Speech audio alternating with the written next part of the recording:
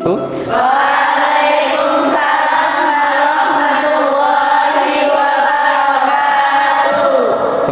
pagi anak-anak.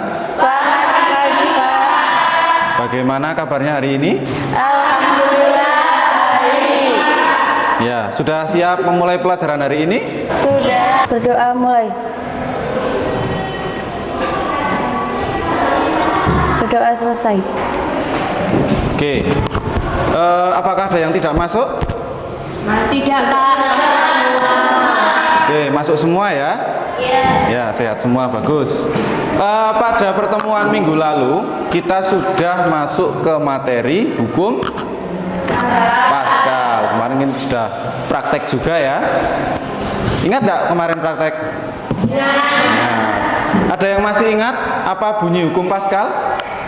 Hukum Paskal berbunyi tekanan yang diberikan fluida pada ruangan tertutup akan diteruskan ke segala arah dengan besar yang sama. Ya, bagus sekali. Contohnya apa kemarin? Contoh dari penerapan hukum Paskal. Contohnya apa?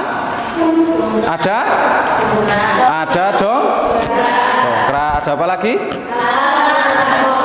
Alat pengangkat mobil.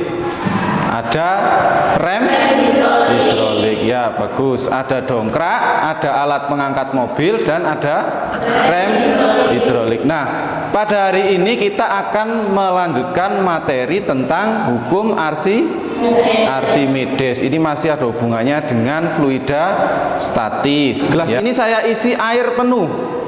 Ya. Setelah saya isi air penuh, terus saya punya dua buah benda. Yang satunya batu, satunya kayu. Kalau batunya saya masukkan ke dalam gelas, kira-kira apa yang terjadi? Kayunya terapung, Pak, sedangkan besinya tenggelam. Ya, besinya tenggelam, kayunya terapung. Besi yang tenggelam tadi, airnya kira-kira tumpah apa tidak? Tumpah. Tumpahnya banyak apa enggak? Yang pertama, mengenali peralatan yang menggunakan prinsip hukum Archimedes melalui diskusi dengan benar. Yang kedua, menerapkan hukum Archimedes untuk menentukan diskusi kelompok dengan baik. Dan yang terakhir, merumuskan hukum Archimedes melalui percobaan sederhana dengan baik. Itulah kelima tujuan pembelajaran yang akan kita lalui pada hari ini. Yeay.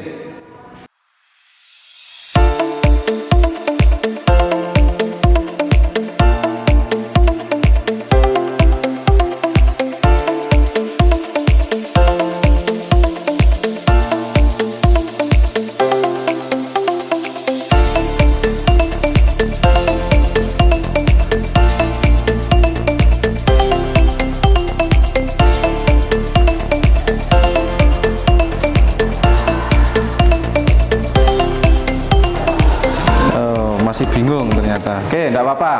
Nanti setelah kita mengikuti pembelajaran pada hari ini, nanti di akhir nanti kalian akan bisa menjawab yang tadi jawabnya salah.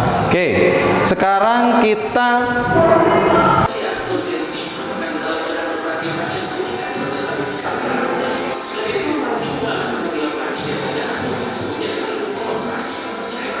mati. Itu kan orangnya cuma diem ya, nggak renang gini-gini tapi cuma diem. Tapi orangnya kok nggak tenggelam? Tahu nggak penyebabnya kenapa? Kira-kira? Nggak tahu ya? Belum tahu. Karena di laut mati itu massa jenis air lautnya itu lebih besar daripada massa jenis orangnya, sehingga nanti orangnya ketika berenang itu orangnya akan tetap terapung, tidak tenggelam. Lah, untuk mengetahui yang besarnya sama dengan berat fluida yang dipindahkan. Tuh, contohnya ini gambarnya. Nah, ini F A-nya itu adalah gaya apungnya, nilai massa jenis zat cairnya lebih besar daripada massa jenis benda. Oke, yang kedua, benda akan melayang jika massa jenis benda dan cairannya adalah sama. Jadi melayang ponton atau ponton, jembatan apung. Jadi sistemnya itu kenapa kapal selam? Kapal selam itu bisa naik ke permukaan, bisa turun di dasar laut. Yang ketiga, Kapal pesiar. kapal pesiar. Yang terakhir apa? Balon udara. Berada di bawah permukaan air, ini akan naik, dan yang terakhir itu ketika dia ini karena duduknya belum berkelompok, saya bagi dulu kelompoknya ya. Kelompok yang pertama Fitri Salsabila, terus Latifah Hanum, terus Lutfiah Hanum, dan Rondotun Nadiroh. Ya. Ini nanti kelompok satu di sini. Nanti pindahnya bareng-bareng saja. Kelompok satu di sini. Kelompok yang kedua Anissa Putri. Mana Anissa Putri? Oke. Terus Mustaqim. Ya. Novia Lailatul sama Seli Diana. Itu nanti kelompoknya di belakang sana.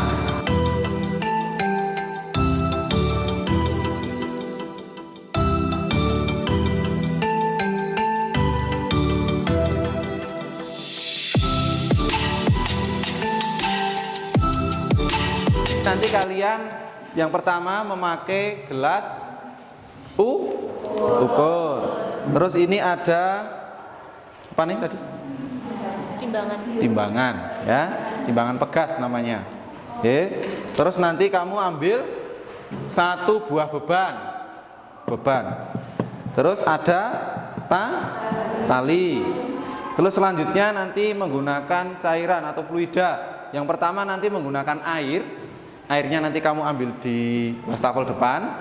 Yang kedua nanti pakai minyak. Terus yang ketiga pakai oli. Ini satu kelompok nanti sudah Bapak bagikan 3 gelas ukur. Jadi nanti ketika sudah saya bagi langsung keluar ambil air, yang lain mengisi minyak dan mengisi olinya. Nah, mengisinya seberapa? Jangan banyak-banyak. Itu nanti 150 mili. Ya? Dipas. Cara kerjanya seperti apa? Yang pertama setelah diisi air misalnya, terus kamu ambil bebannya. Setelah diisi airnya tadi ya, ambil bebannya. Ditali seperti ini, jangan sampai lepas nalinya. Karena nanti kalau lepas, bebannya mengenai kaca, kacanya bisa pecah. Hati-hati. Setelah digantung seperti ini, terus kamu ambil neracanya, terus kamu gantung seperti ini. Ya, kamu lihat masanya berapa. Kalau sudah, kamu masukkan ke dalam gelas yang sudah berisi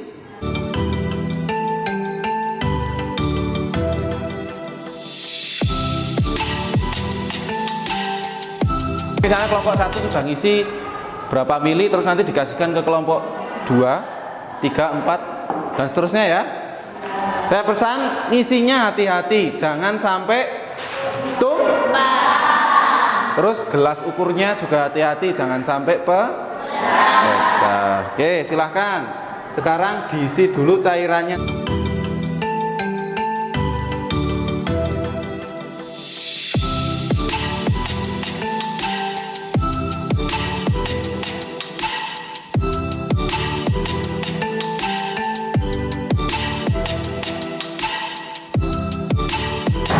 Pucuknya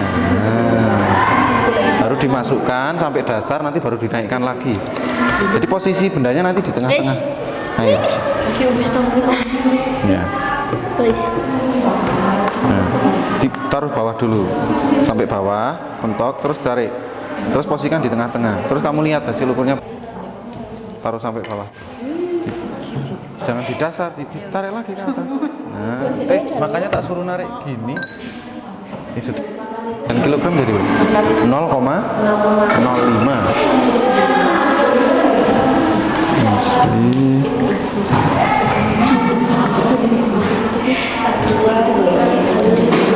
Tidak bisa bersatu.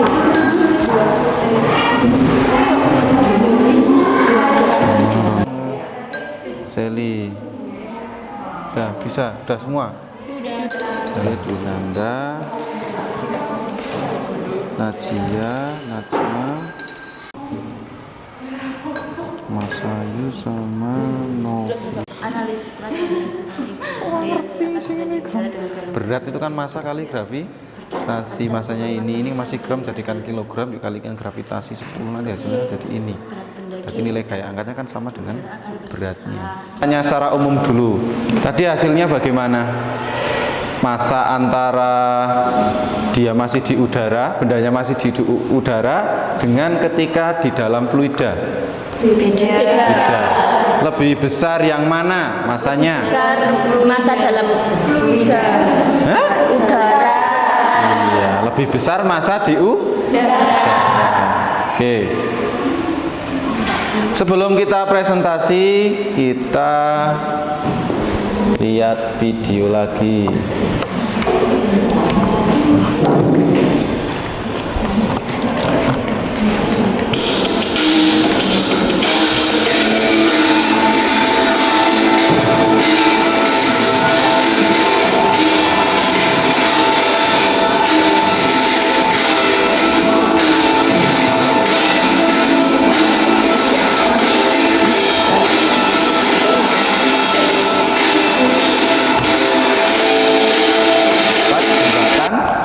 Ponton atau jembatan apung hanya membutuhkan waktu berapa tadi? 10 menit ya. 10 menit langsung jadi jembatannya. Tuh. Itu teknologi di luar negeri, teknologi militernya. Oke. Dah, sekarang kita akan melakukan presentasi. Nanti setiap kelompok melakukan presentasi diwakili oleh satu anggota kelompoknya. Nanti cukup tidak usah ke depan, nanti cukup berdiri di tempat duduknya saja. Oke, bisa dimulai? Ya, silakan kelompok. Hasil percobaan, bagaimana massa beban ketika di udara dengan massa beban ketika dalam fluida? Jawabannya, massa beban di udara lebih besar daripada di fluida. 2. Faktor apa saja yang mempengaruhi berat benda ketika ditimbang di udara dan fluida? Jawabannya, massa jenisnya mempengaruhi berat benda. 3. Apa pengaruh jenis fluida terhadap gaya angkat pada hukum Archimedes? Jawabannya, jenis fluidanya. Bagaimana besarnya gaya Archimedes ketika suatu benda dicelupkan di dalam fluida?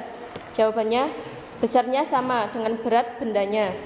5. Bagaimana volume fluida ketika sebelum diberi beban dengan setelah diberi beban? Jawabannya, akan bertambah volumenya. 6. Analisislah tabel hasil pengamatan hingga didapat hubungan antara gaya angkat benda di udara dengan gaya angkat benda di fluida. Jawabannya, berdasarkan tabel pengamatan, berat benda di udara akan lebih besar daripada berat benda pada fluida sehingga mempengaruhi gaya. Jika ditimbang di udara dan fluida, massa jenisnya. Yang ketiga, apa pengaruh jenis fluida terhadap gaya angkat pada hukum Archimedes? Jenis fluida mempengaruhi gaya angkat. Yang keempat, bagaimana besarnya gaya Archimedes ketika suatu benda dicelupkan di dalam fluida? Besarnya sama dengan berat bendanya. Nomor 5, bagaimana volume fluida ketika sebelum diberi beban dan setelah diberi beban? Kira-kira ada kendala pada saat melakukan percobaan? Ada. Apa kendalanya? Tadi pas masang tali ada kendala lepas terus. Tuh, talinya lepas terus. Susah masang talinya ya. Kalau yang lain? Isi olinya ada yang lupa? Isi minyak ada yang lupa ya? Ya, jadi besok lagi ketika percobaan itu kita harus hati-hati. Setelah ini Bapak akan memberikan tes evaluasi atau post tes seperti tadi. Nanti kalian kerjakan tadi ya. Bapak